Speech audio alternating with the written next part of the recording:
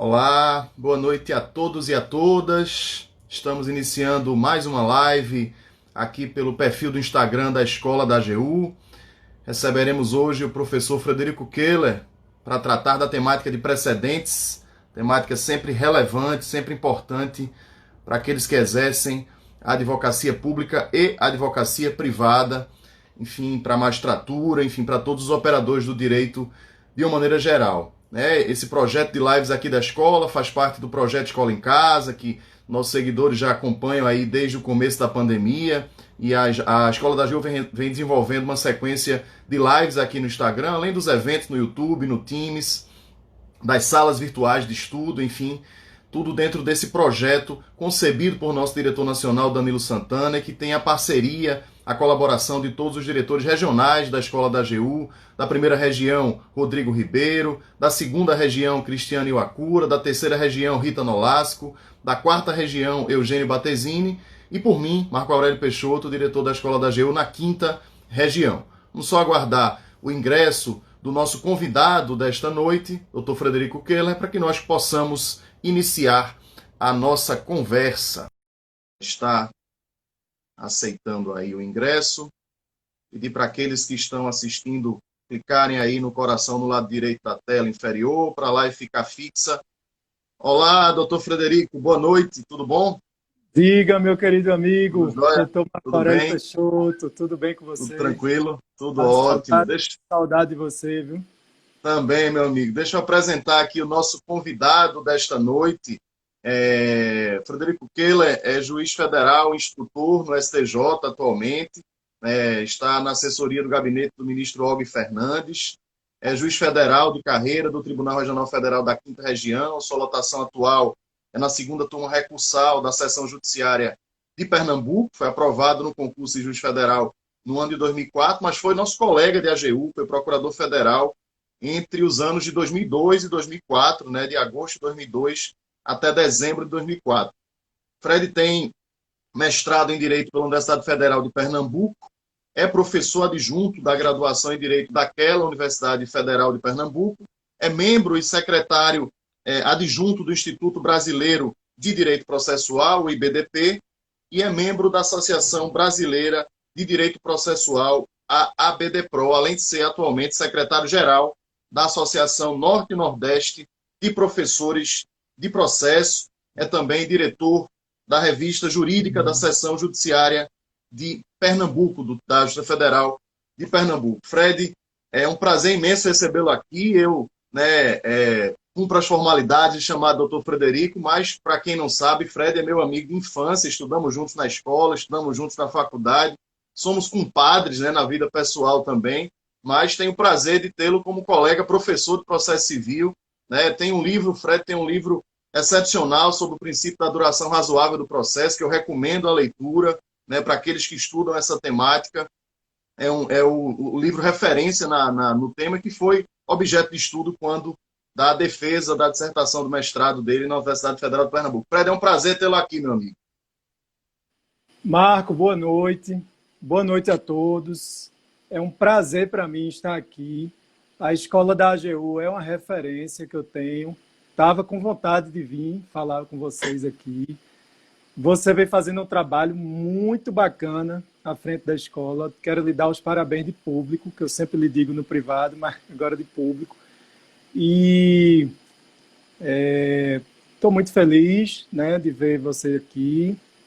Vamos conversar sobre os precedentes, mas numa visão pragmática, né?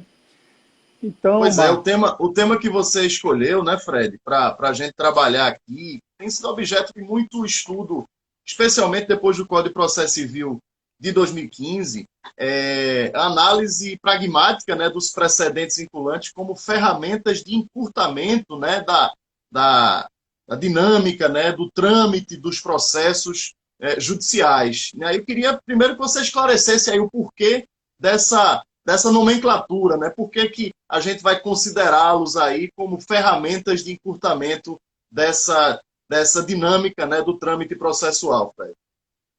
Então, Marco, quando a gente estava discutindo o tema da palestra e o título, eu lembro que a gente ficou até na dúvida se botava como instrumento de aceleração do trâmite processual, de encurtamento.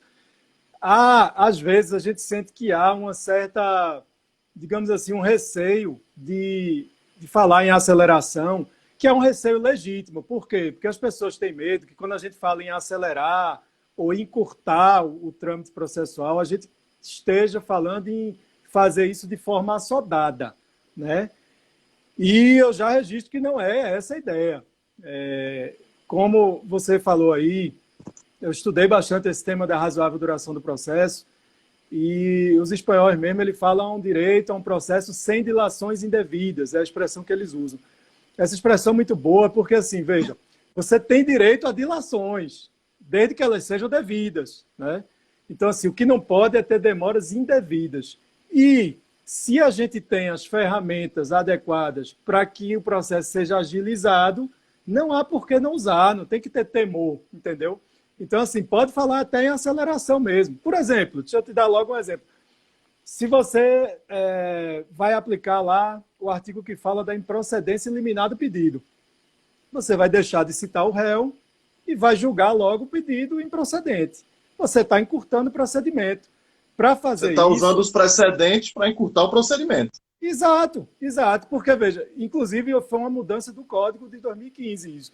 Porque no Código anterior, o juiz ele podia julgar improcedente liminarmente, bastando no 285A, que ele tivesse... né? Era o famoso 285A. Bastando que ele tivesse o precedente dele, né? Agora não, você tem que ter um precedente já qualificado para poder aplicar isso. Isso nada mais é do que um encurtamento do processo. Então é nesse sentido que a gente fala, né? Não de querer acelerar a todo custo, né? Mas olha, a ideia de eficiência também há, já aproveito o gancho, se você me permitir, Claro. para falar o seguinte, que também há uma certa resistência na doutrina, às vezes, em associar a ideia do sistema de precedentes à eficiência.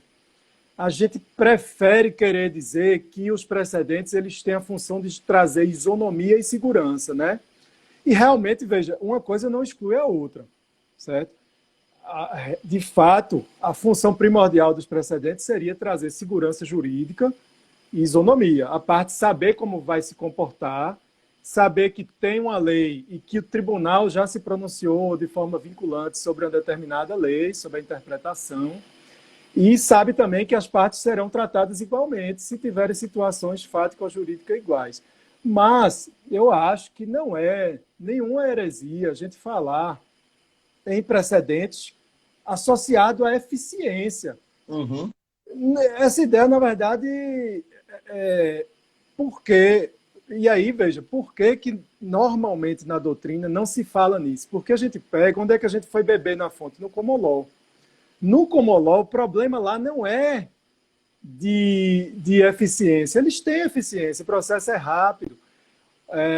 O precedente lá é basicamente para isso mesmo, a segurança jurídica e isonomia. Mas aqui no Brasil, com o volume que a gente tem, e a gente na AGU, a gente sabe disso, talvez o principal cliente aí da justiça, há uma gama enorme de processos repetitivos. A gente tem sim que deixar de ter vergonha disso e usar precedente para ter mais eficiência, sim, mais efetividade, né?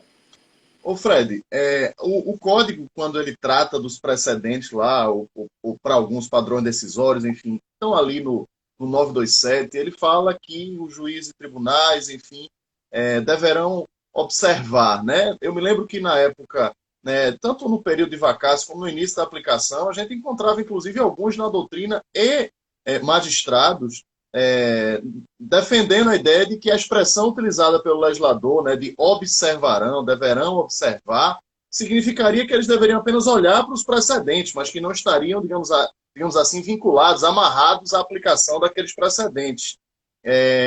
Óbvio que isso é uma posição absolutamente minoritária, hoje eles são a realidade, hoje eles são algo que se entende, se compreende como eficazes, né, para, como você mesmo colocou, para a eficiência do ordenamento jurídico, para a qualidade das decisões judiciais. Mas eu queria te perguntar, esse sistema de precedentes que foi trazido aí ao nosso ordenamento pelo artigo 927 do novo Código, ele vem funcionando a contento, como se esperava, ou é muito cedo para a gente avaliar isso pelo fato do Código ter pouco mais de 4 anos de vigência. Na tua visão, veja, você atuava até 2 anos e meio aí atrás na Justiça Federal de primeiro grau, né, exercendo suas funções de magistrado, mas hoje você está no Superior Tribunal de Justiça olhando o processo de cima, né? Então, você pode dizer com propriedade se os juízes e tribunais vêm observando essa previsão, essas previsões que constam lá do artigo 927. Esse sistema, ele colou ou ainda é cedo para a gente dizer isso? Bem, Marco, essa pergunta é ótima. Essa é uma das maiores promessas do novo Código, né? A promessa de que o sistema de precedentes traria uma aceleração e que os juízes obedecendo traria segurança e traria isonomia. Desde antes do Código, quando estava em tramitação, nas minhas palestras, Brasil afora, principalmente nas escolas de magistratura para magistrados, eu ficava muito apreensivo com isso, porque eu sentia que havia uma resistência grande, especialmente da categoria dos magistrados. Muitos diziam assim, olha, tenho medo de perder minha independência, eu não quero virar um carimbador do que o tribunal julgue, a gente vai perder a função da gente, a importância da gente. Se a gente for só chancelar tudo que os tribunais dizem, a gente não vai ter mais para que existir, bota um robô lá e tal. Mas veja, isso eu notava muito, e isso era uma resistência a ser quebrada mesmo. Mas eu notei que, embora hoje ainda haja isso, ainda haja até quem diga, como você colocou, disse, ó, o 927 fala que os juízes e tribunais observarão. Aí o cara observa, beleza, olhei e vou descobrir. Observa e rejeita, né? Observa e não gostei, não. Não, não é assim. O observar quer dizer observar e pautar-se de acordo. Então, o que eu notei é a resistência decresceu. Hoje é uma minoria que fala isso, de não querer cumprir. Mas, quando a gente vai para a nossa vida prática, e aí, veja, eu falando isso, você diz, ué, mas eu lembro um monte de caso em que o juiz ou o tribunal não seguiu o precedente. E eu também lembro. Inclusive, na minha experiência do STJ, eu já tive casos do tribunal de TJs, por exemplo, de expressamente não seguir o precedente e dizer que não segue mesmo. Tipo, não é que ele, por exemplo, desconhecia o precedente ou que ele tentou fazer uma super... Ele pega e diz, ó... refutar a aplicação, né? E isso, dizer, eu conheço, mas eu não vou seguir, eu não concordo com o repetitivo do STJ, que a gente sabe que o tribunal não pode fazer isso. Então, veja, isso existe, mas existe num grau pequeno. Eu hoje em dia, eu sou otimista. Eu acho que o sistema de precedentes pegou, sim. Eu acho que tem funcionado, não é perfeito, lógico, mas na maioria dos casos tem funcionado bem. E por que a gente só lembra dos casos ruins? Porque, vê, no dia a dia, quando se segue o precedente, muitas vezes ele nem sobe. Tipo, um recurso que vai ser inadmitido no segundo grau, não vai nem subir. E essa massa aí, que são centenas, milhares, não chama atenção. Aí vem um que é desviante ali, aí aquele chama atenção, aquele vai sair na rede social e tal, entendeu? Por isso chama a atenção tanto da gente. Mas eu estou otimista hoje em dia. Eu acho que o resultado tem sido bom. E só uma coisa, se você olhar, pegar o Justiça em Números todo ano, você vê como diminuiu o número de processos no STF e no STJ. Sim. A diminuição é claríssima. Ano a ano vem caindo. Você pode olhar, até na página inicial do STF, eles botam hoje em dia lá um gráfico. Sim. E é patente isso, né? Porque o filtro acaba sendo feito ali no TRF ou no TJ em função da aplicação das teses aí, dos recursos repetitivos que são formados aí nos nossos tribunais superiores ou decisões com repercussão geral, e acaba você tendo ali a negativa de segmento nos tribunais inferiores. Então acaba chegando menos por conta disso, né? Fred, e é possível dizer, inclusive, né? Eu vejo que, por exemplo, Fábio Monerá, que tem estudado muito o tema e aplicado esse estudo dentro da sua atuação dentro da Procuradoria-Geral Federal, até para nós, advogados públicos, os precedentes que, de alguma forma, no começo eram vistos também com alguma resistência, eles têm sido de muita utilidade, porque boa parte das demandas que nós vivenciamos, em que nós atuamos, acabam chegando aos tribunais superiores com a aplicação das temáticas dos repetitivos, formando precedentes que, óbvio, ora nos serão favoráveis, ora nos serão desfavoráveis, mas isso facilita a aplicação e a atuação, inclusive para que a administração pública entre naquilo que a gente defende, né, nessa era de consensualidade, né? Hoje nós temos inúmeros instrumentos dentro da Advocacia Geral da União, e sei que isso é replicado em procuradorias estaduais e municipais, Fred, no sentido de abstenção de recursos, abstenção de contestação, dispensa de recursos interpostos, tudo em função da obediência no olhar para cima dos precedentes qualificados do 927. Nós temos instrumentos aí que já datam de 2016 que nos autorizam a isso, no olhar para os precedentes, respeitar os precedentes e contribuir com, digamos assim, uma litigância mais responsável. Então, até para nós, na advocacia pública, eles têm sido de extrema utilidade. Deixa eu te fazer uma pergunta. Diga lá, pode falar. Deixa eu fazer um comentário nisso aí. Sim. Cara, eu noto muito, para mim, eu corroborando o que você está dizendo, para mim é bastante claro também essa percepção, que é a mesma que você falou. Eu fui da AGU de 2002, como você colocou aí, agosto de 2002 até dezembro de 2004, com muito orgulho, né, aproveitar e dizer isso. Eu sempre achei que é um cargo muito valoroso, é uma função importantíssima, a defesa do erário, a defesa, na verdade, do Estado de Direito, né? E o que eu posso perceber, a minha percepção daquela época, que já faz um tempão, quase 20 anos, né? Para hoje, para a minha conversa com os advogados, para os recursos que eu vejo chegando agora do outro lado do balcão, eu realmente percebo que antes era algo bem minoritário a questão de fazer uma nota técnica para não recorrer. Às vezes o pessoal tinha um certo receio. O pessoal preferia, já tem um modelo, né? Faz o modelo. Lógico, era mais trabalhoso, Fred. Era mais trabalhoso, você tem que fazer uma nota para que a chefia aprovasse. Muitas vezes chegava no último dia do prazo e aí você... Então era muito mais cômodo, né? Aquela história, a atitude do comodista, né? Fazer um recurso que já estava pronto ali no computador, é só mudar o nome, entendeu? E essa visão, eu também entrei perto, né, da época que você entrou, eu entrei em 2003 na AGU, essa visão ela não existe mais, a gente não tem mais essa visão, né? Essa visão é completamente... Agora é tentar ganhar os processos que são, especialmente os de maior impacto, né? E nesses que a AGU trabalha bem. E atuar decisivamente, como tem acontecido, né? Inclusive, reforça, Fábio, por exemplo, atua nisso, na construção dos precedentes, né? A advocacia pública tem monitorado isso através de núcleos especiais para suscitar IRDR, suscitar incidentes de ação de competência, para que o acompanhamento dos repetitivos possa se dar de modo mais eficaz, de modo mais eficiente, né? E contribuir com a construção da tese, que vai se vir uma gama ali, a centenas, a milhares de processos, dinamizando a nossa atuação. Na criação do precedente, Fred, qual a tua visão? O ato de criar um precedente deve ser feito olhando para o caso concreto, olhando em caso, ou deve ser feito olhando para o futuro, com olhar para frente das consequências que o precedente vai gerar? Poxa, Marco, essa pergunta é muito interessante. Dá para refletir um bocado aí. Inicialmente, eu gosto de comparar nosso sistema com o sistema de common law. Aliás, as diferenças entre os dois é que levam parte da doutrina a falar algo com o que eu concordo, que é assim, não dá para falar que está havendo uma comololização do Brasil, ou que a gente está virando um sistema de common law.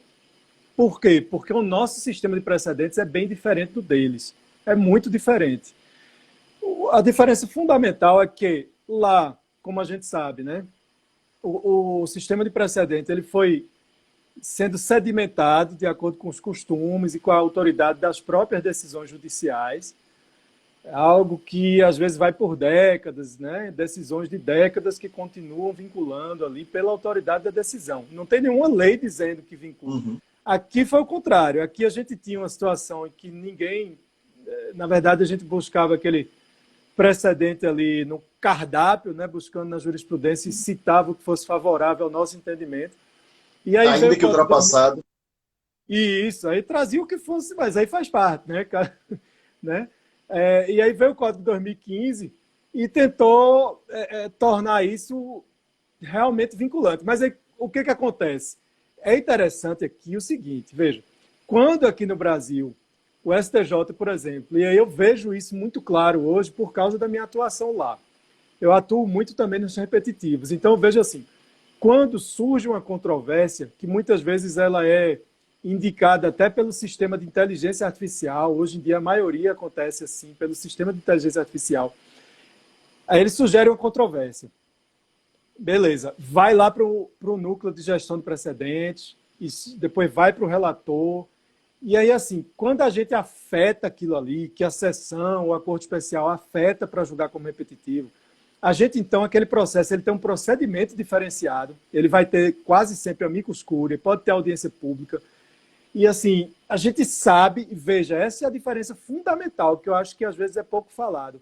O julgador do Brasil, do Tribunal Superior, quando ele vai julgar um precedente repetitivo, ele sabe que ele está criando um precedente vinculante, diferente de um julgador do sistema de common law. Para eles, todos os processos são iguais, em tese. Eles julgam todos iguais e, no futuro, se os advogados e os juízes entenderem que aquele precedente é muito bom, eles vão começar a citar, a seguir, e ele pode virar realmente um precedente ou pode cair no esquecimento. Aqui no Brasil, não. Quando o STJ ou o STF julga como repetitivo, julga com repercussão geral, ele sabe que a galera vai ter que obedecer aquilo. Aí veja, o olhar é mais atento, né? O olhar é mais, digamos assim, o olhar de maior responsabilidade, né, Fred? Olhando para as consequências que aquilo vai gerar e dos impactos que vai acarretar numa gama de processos futuros, né? Presentes e futuros. É isso. Pois é isso que é a questão. O meu xará, o Frederick Schauer, americano, grande doutrinador lá sobre precedentes, ele traz muito essa preocupação. Ele fala muito que os casos concretos trazem uma jurisprudência ruim. Ele diz lá, cases make bad law. Então, na verdade, Schauer sempre defende que o juiz que cria o precedente, isso lá no common law, deve pensar no futuro. Ele deve dar muito mais prioridade aos casos, à aplicação futura do precedente do que ao caso concreto que está sendo julgado. Agora, lá ele leva muita paulada, ele apanha muito o Schauer lá nos Estados Unidos, que a galera diz, não, tem que prestar atenção ao caso concreto e no futuro que se veja. Mas aqui no Brasil, talvez a ideia dele é que dê mais frutos aqui. Porque aqui, como eu disse, quando vai criar o precedente, você está criando uma norma. Travou. Eita, Marco, acho que você deu uma travada. Acho que voltou. Você deu uma travadinha, voltou. Olha, veja, o Tribunal Superior ele sabe, na prática, que está criando uma norma. Então, o caso concreto é de só menos importância aqui no Brasil. O mais importante é o precedente, é a tese, né, que vai ser aplicada. Então, assim, é uma responsabilidade grande, como tu colocaste, e é a necessidade de pensar com um olhar prospectivo, em vez de retrospectivo, pensar no futuro. Né? É muito importante o caso concreto também, lógico. Não deixa de ser o STF.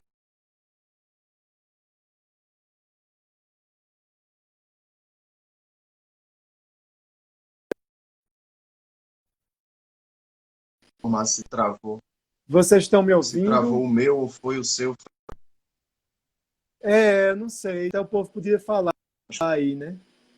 Acho que agora voltou, Fred. Agora voltou. Para mim, estamos normal. Aqui, agora... Vamos lá. Pronto. Deixa eu te fazer. Tá me ouvindo? Vai lá. Tô te ouvindo. Fala aí, meu amigo. Pronto, deixa eu fazer aqui uma terceira...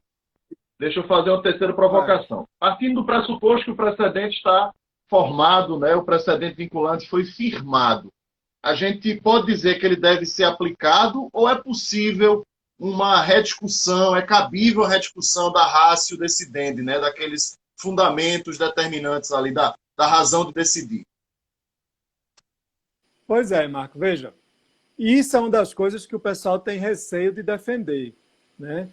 Às vezes pega mal você dizer assim, o precedente já foi firmado, mas não é que a gente vai deixar de discutir, a gente tem que continuar discutindo. Pois o meu pensamento é bem contrário nisso. Eu acho que, assim, se tem um precedente vinculante, gente, aí é que está. É como você colocou, por exemplo, a AGU acordou muito para isso.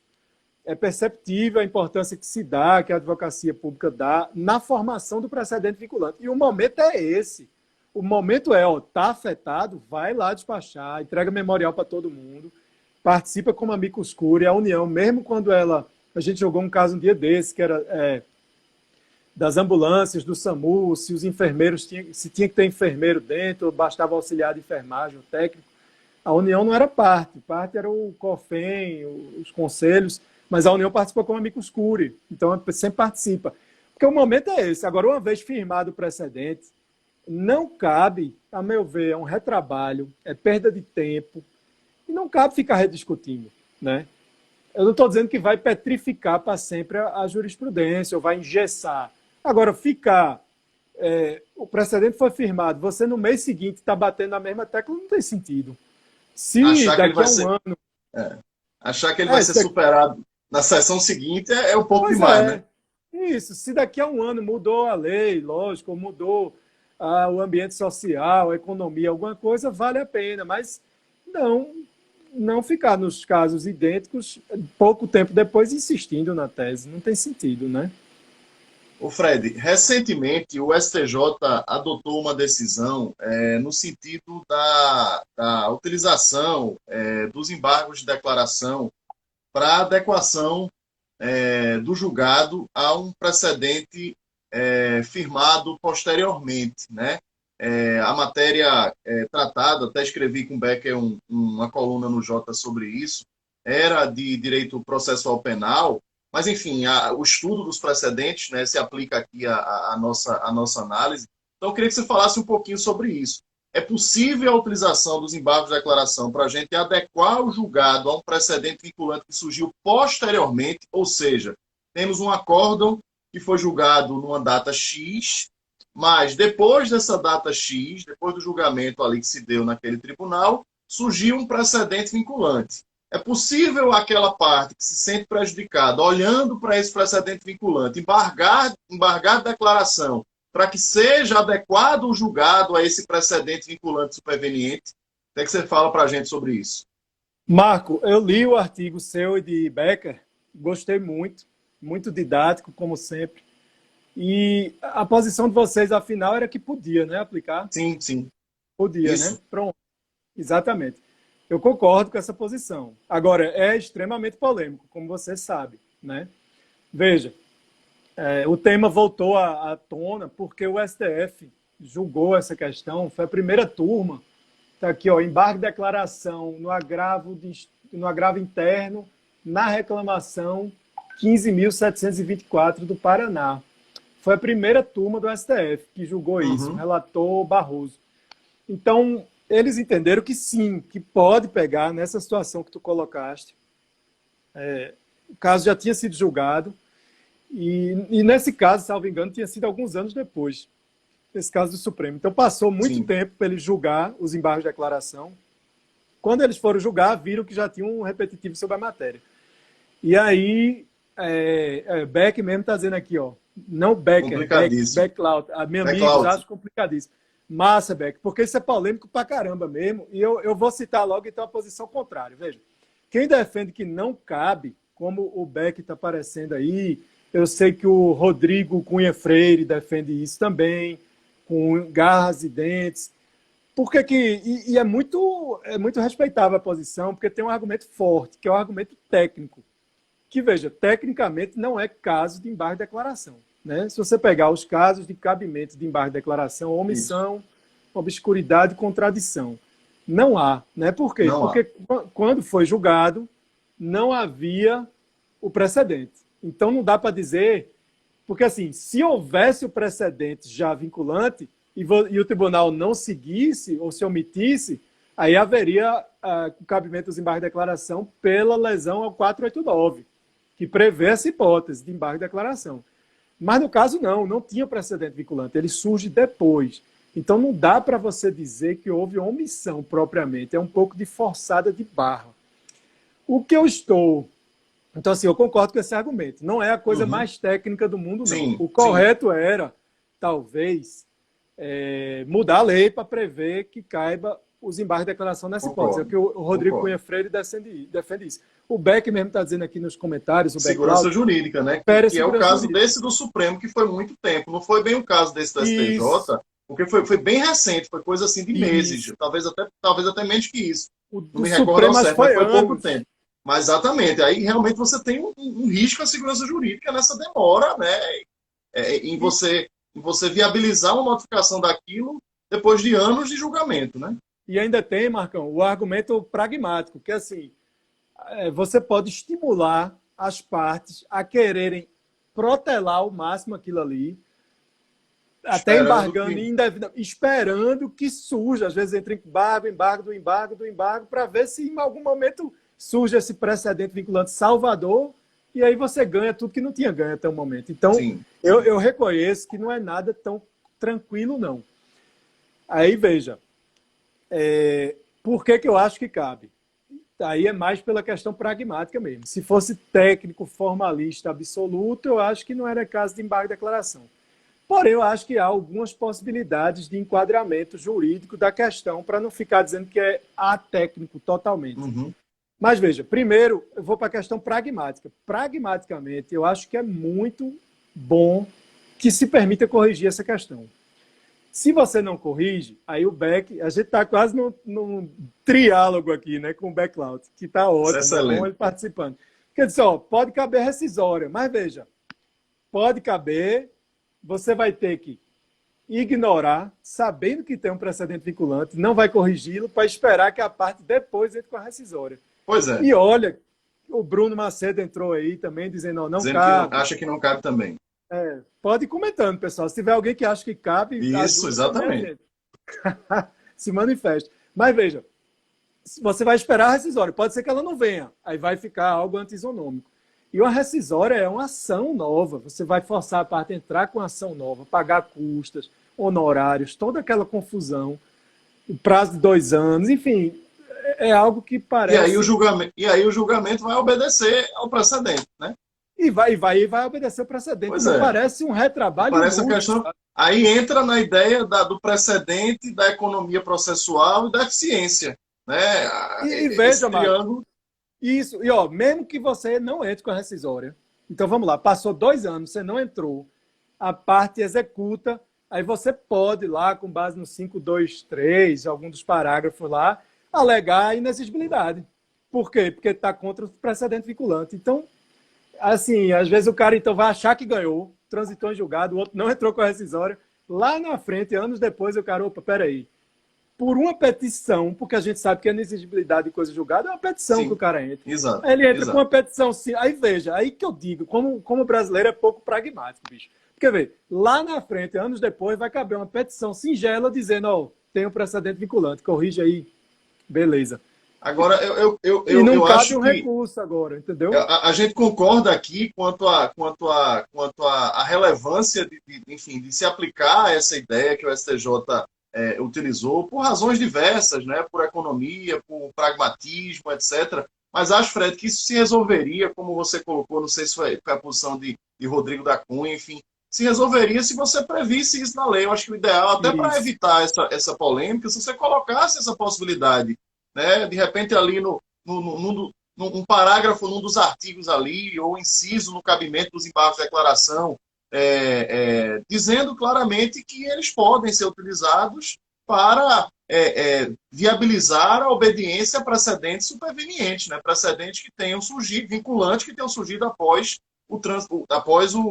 a prolação daquele acordo anterior. Eu acho que resolveria a questão. Concordo contigo. Era a maneira mais correta, mais segura e mais adequada. Mas, veja, enquanto não vem essa lei, a gente sabe como é difícil também aprovar uma lei, mudar o código que é novo ainda, ficar mudando.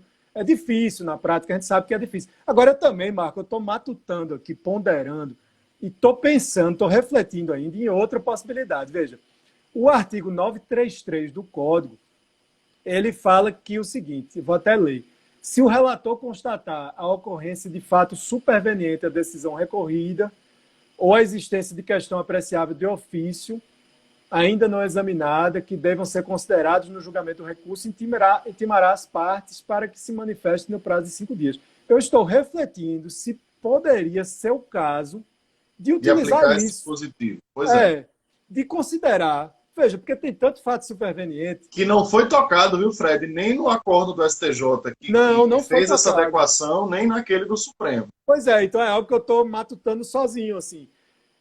Aí estou até jogando aí para ver se alguém quiser meter o pau aí no chat, pode falar, que aí a gente vai pensando. Porque, assim, isso realmente é um pensamento recente meu, mas eu acho, não sei se é uma forçada de barra, entender que o surgimento de um precedente vinculante pode ser encarado como um fato superveniente.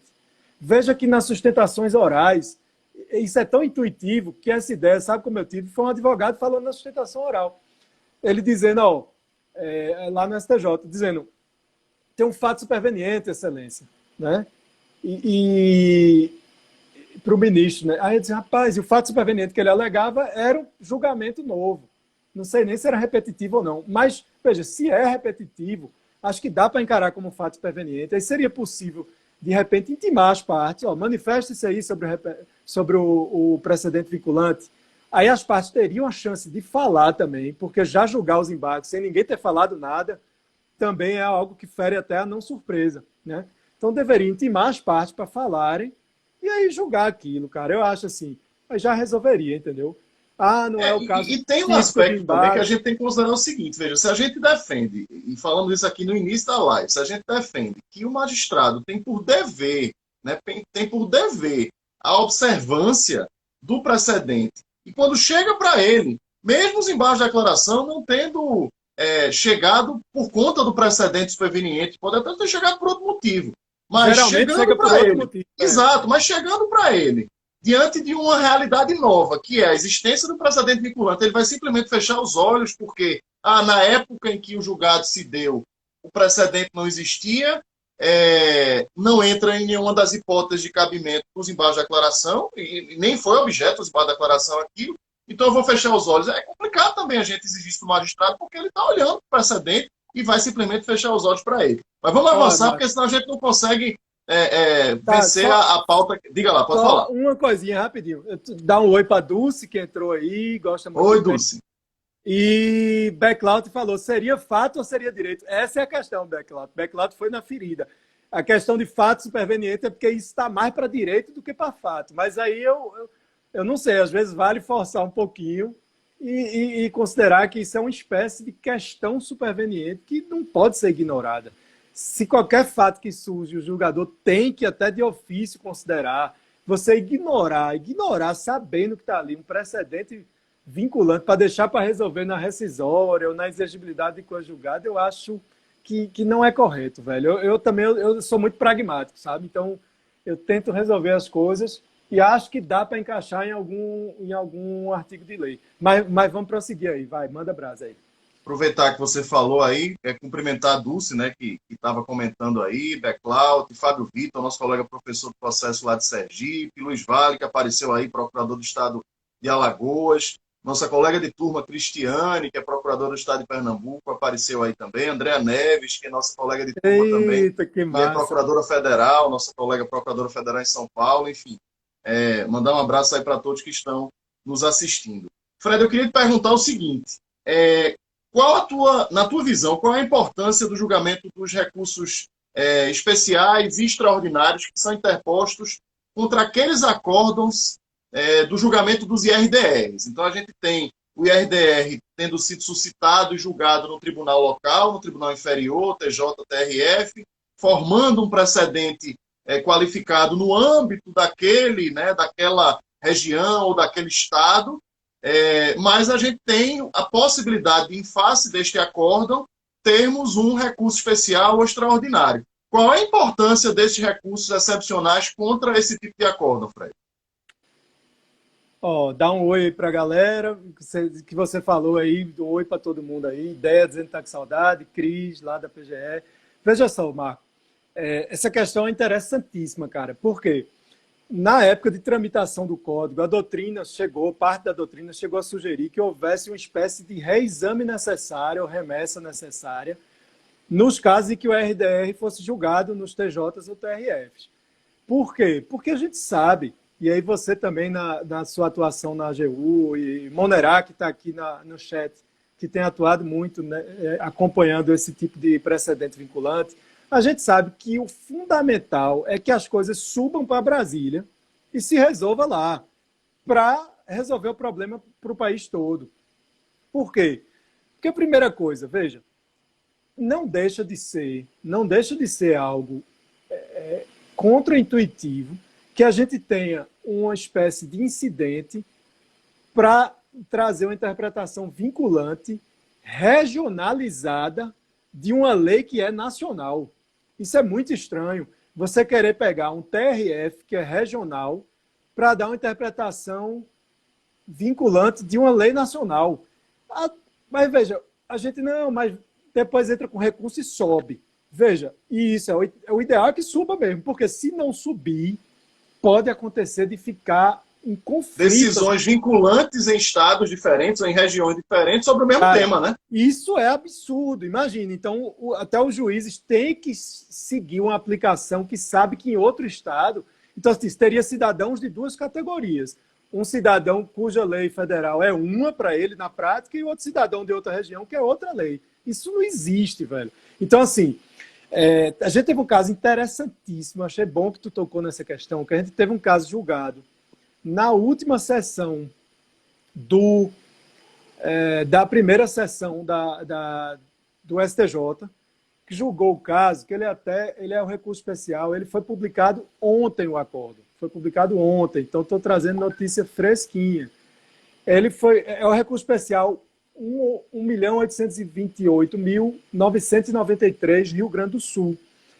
É um acórdão de IRDR lá do TRF4, que tratava desse caso aí, de saber se nas ambulâncias tipo B do SAMU, tipo B de bola, que são ambulâncias que tratam dos casos mais leves, se deveria ser obrigatório ter um enfermeiro com nível superior de enfermeiro ou se basta um técnico ou auxiliar de enfermagem, certo?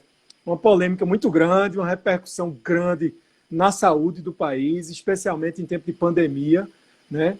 Então, assim, é saber se a ambulância pode continuar transitando como transita hoje, com base nas portarias do Ministério da Saúde, que não exige enfermeiro com nível superior nesses casos, que na verdade são 80% dos casos. Sim, sim. Ou se teria que ter enfermeiro. E a repercussão prática disso é imensa, né? Porque aí os municípios iam ter que contratar enfermeiro, então houve muitos amicus curiae, é matéria interessantíssima, né? E veja, a grande questão aí foi a admissibilidade desse IRDR. Por quê? Do IRDR, não, do RESP, interposto contra o IRDR. Porque, veja, essa matéria, no STJ, o STJ não tinha nenhum acordo de mérito sobre essa questão. Veja que interessante. Por quê? Porque ele entendia que, como se tratava de portarias do Ministério da Saúde, então era questão infralegal, que nem cabia RESP. Então o STJ, todos os acordos eram não conhecendo o RESP, não conhecendo. Só que aí chegou esse RESP em IRDR, e aí houve acho que foi o COFEN que entrou com o RESP, ele soube entrar muito bem com o RESP. Essa é a importância do advogado, da parte, fazer um trabalho bem feito. O que ele fez? Ele focou não nas portarias, focou na lei, especificamente na lei, na interpretação direta da lei, o que era possível fazer. E aí, assim, o STJ meio que foi menos formalista, entendeu que era mais importante conhecer do RESP e fixar a tese. Por quê, cara? Porque, na prática, o TRF4 entendia de um jeito e o TRF3 e o TRF1 estavam entendendo do jeito oposto. Pois é. Não IRDR ainda, mas estava entendendo do jeito oposto. Então, na prática, a norma federal estava com duas interpretações. E o que foi suscitado no debate no STJ foi que não queriam conhecer. Mas aí levantou-se essa questão com muita acuidade da importância, né? Trazendo até isso, que deveria caber um remédio necessário. Eu acho que deveria, Fred, mas não está. Sim, Monerá está levantando uma pergunta interessante aqui.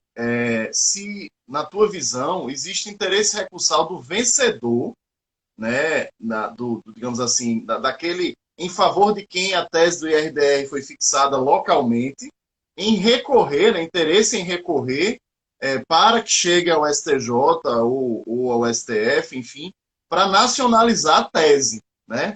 Qual é a tua visão sobre isso? Já paraste para refletir sobre isso? Cara, essa questão é muito difícil, né? Se a gente for para a técnica normal processual, você vai dizer o quê? Ele não teria, em princípio, interesse recursal, porque ele ganhou. Ele ganhou, isso. Por que ele vai recorrer? Há na doutrina, parte da doutrina que já diz, a gente tem que ampliar essa interpretação do que seja o interesse recursal.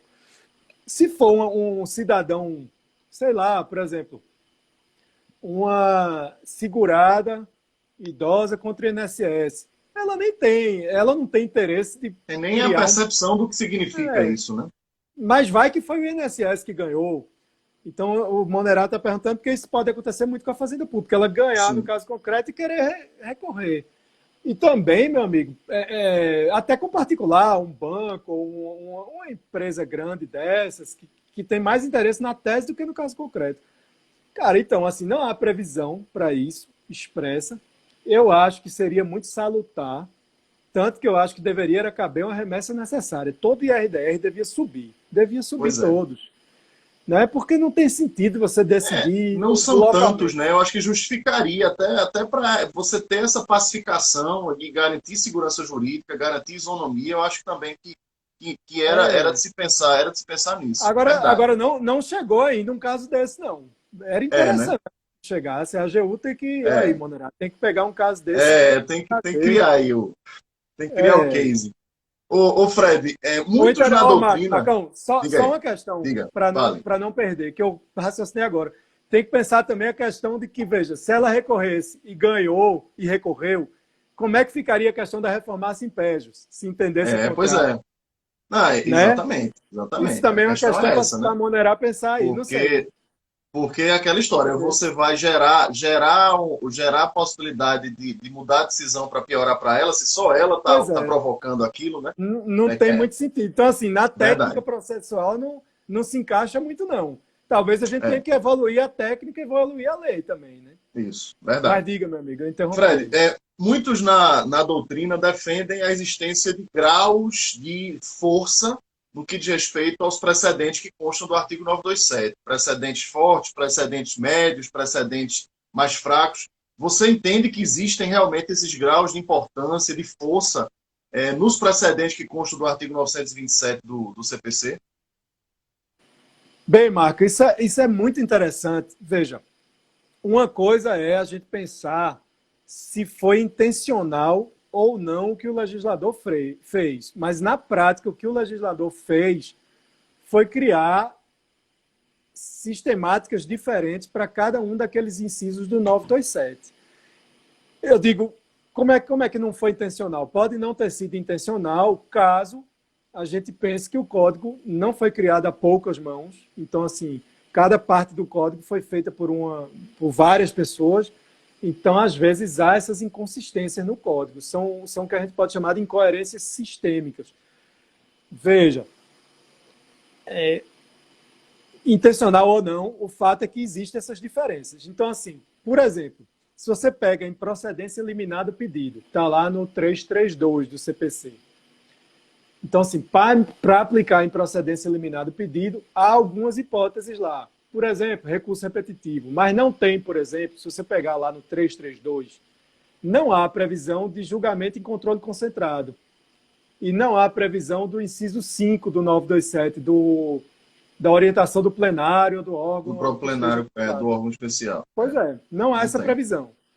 Veja, se você pegar aqui o 311, aí estou aqui com o código, 311, aí é a tutela de evidência, certo? Então aí já é o contrário da improcedência liminar. Eu pegar uma tutela tão evidente que eu vou dar o direito logo, vou adiantar ali para a parte, para o autor. Mas aí veja, ele não traz o controle concentrado, que aí está igual ao outro, mas ele também não traz súmulas, ele não traz as súmulas para Súmula direito da para STJ e tutela. STF.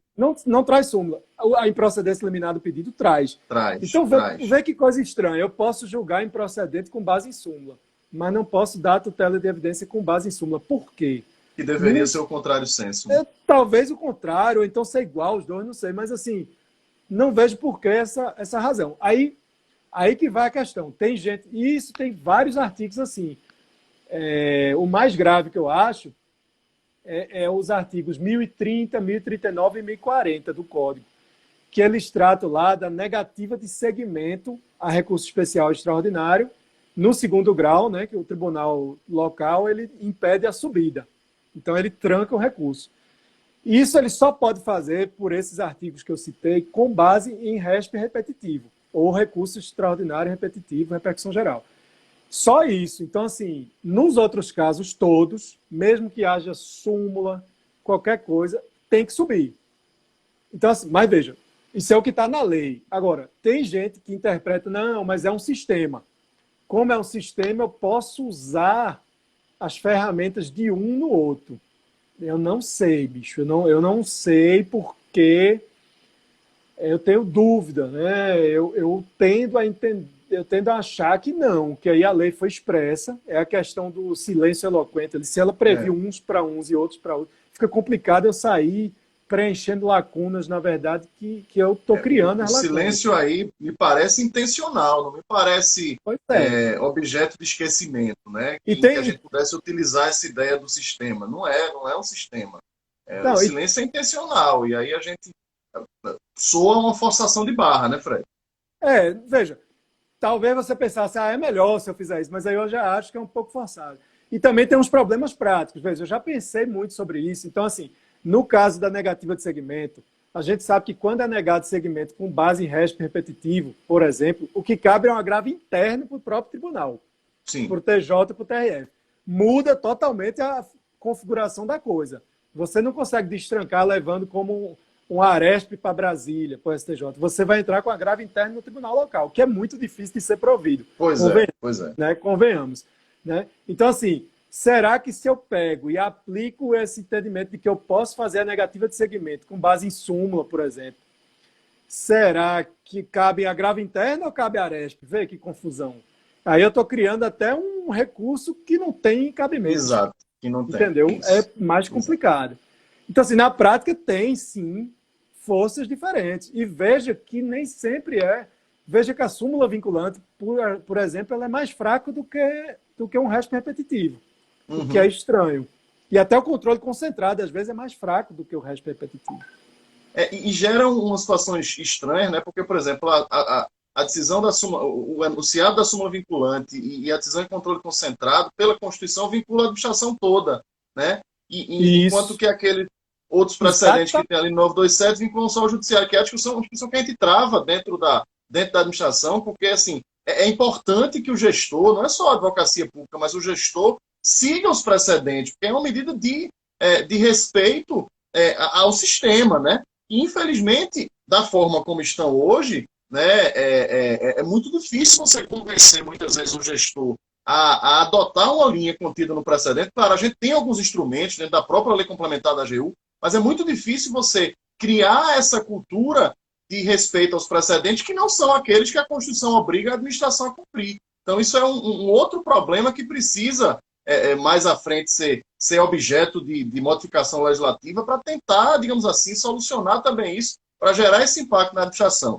Temos pouquíssimos minutos, temos menos de 10 minutos. Diga lá, fala. Muito, muito bem colocado isso. Esse impacto aí é importantíssimo, só para frisar isso. Isso que tu colocaste é talvez mais importante do que a gente está falando aqui. Mas pois é. Para te provocar em relação ao último aspecto, que a gente tem menos de 10 minutos, da mesma forma que hoje se fala muito em precedentes, se fala demais em inteligência artificial, né? Em uso da inteligência artificial. E são dois temas que são intimamente relacionados, intimamente ligados, né? Aqueles escritórios ou aqueles órgãos públicos, né, jurídicos que tenham ferramentas de inteligência artificial bem desenvolvidas terão vantagem, estarão anos luz à frente e outros tantos nessa disputa, né, digamos assim, nessas guerras, entre aspas, judiciais que se vivencia. E da mesma forma no Poder Judiciário, o uso da inteligência artificial pelo Poder Judiciário, né, para aplicação dos precedentes, né, para a correta aplicação dos precedentes numa série, né, ali no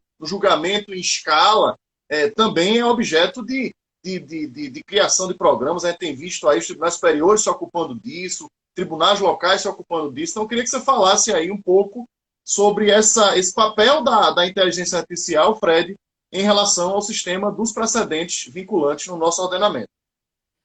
Beleza, Marco. Antes de responder... Almir está brincando aqui, dizendo que está com o olho na live e o outro no jogo do esporte, dizendo que está 0-0, o Esporte Santos. Isso, né? Mesmo. Boa notícia, viu, cara? Porque eu não estou tão confiante assim, não. Pois é. Botei a gravata vermelha para ficar rubro-negro aqui. Eu estou esporte fino aqui. Mas, olha, sobre a inteligência artificial, realmente é uma tendência enorme. A gente já tem hoje em dia 72% robôs funcionando em tribunais. Quase todo tribunal tem seu robô, um robô para chamar de seu, né? No STJ, que é a minha experiência atual, a gente tem aí de inteligência artificial, a gente tem o Atos e o Sócrates 1.0. E ontem mesmo, eu recebi um e-mail falando do Sócrates 2.0, que vai ser lançado.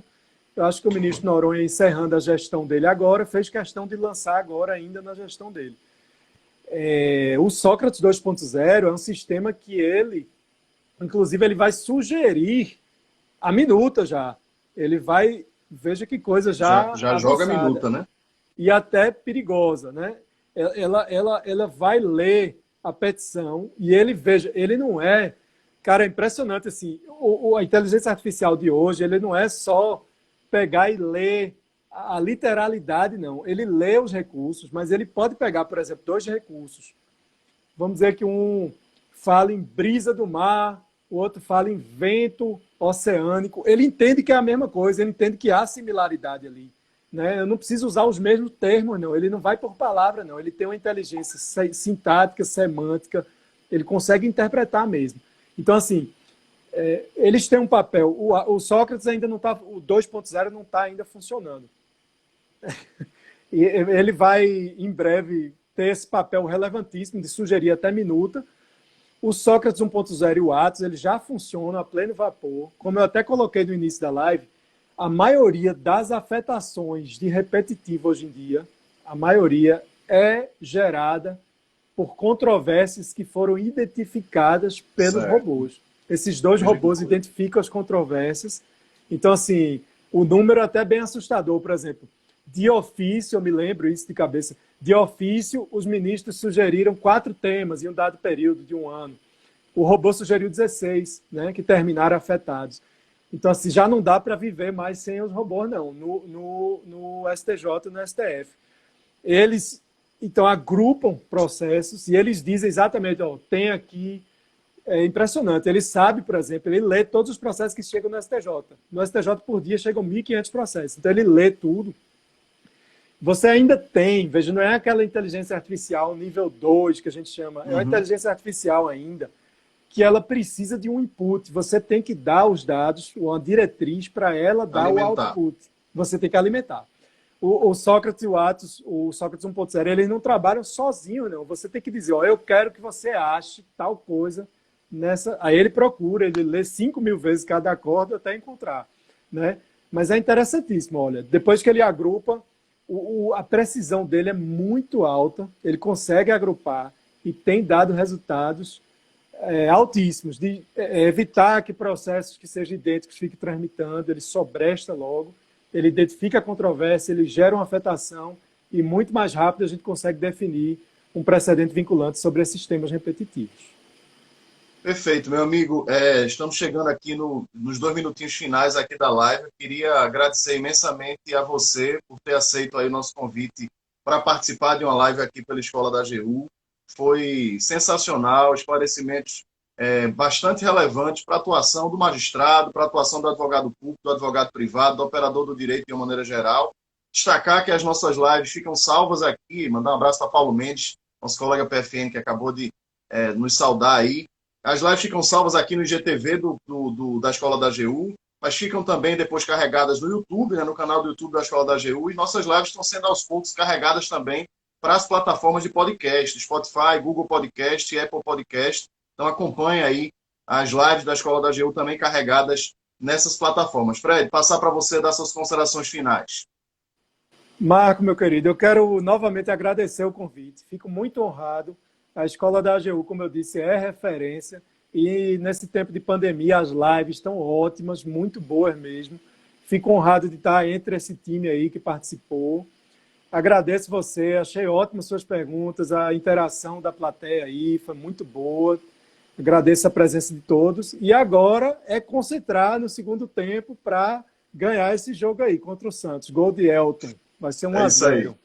Viu? Fred, obrigado mais uma vez. Obrigado a todos que nos acompanharam aqui durante essa hora de live. Um abraço a todos. Tchau, tchau. Tchau, meu amigo. Um abraço grande.